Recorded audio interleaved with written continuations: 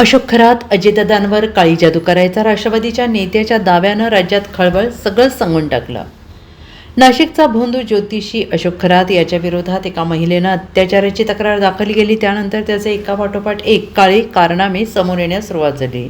या प्रकरणात आतापर्यंत तब्बल 100 व्हिडिओ सापडलेले आहेत. दरम्यान अजितदादांच्या घराबाहेर झालेल्या जादूटोणीशी संबंधित अशोक खरात याच्याशी हा संबंध जोडला जातो आहे. अजितदादा यांच्या घरासमोर तथाकथित जादूटोणा केला गेला.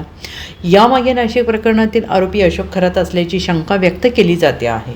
अजितदादांच्या घराबाहेर जादूटोणा आणि काळी जादू त्यांच्याच लोकांनी केली असल्याचा खळबळजनक दावा राष्ट्रवादी शरद पवार गटाचे प्रवक्ते सुनील माने यांनी केलेला आहे. दरम्यान दुसरीकडे रुपाली पाटील यांनी देखील या प्रकरणाशी खरातचं कनेक्शन असल्याचं म्हटलेलं आहे.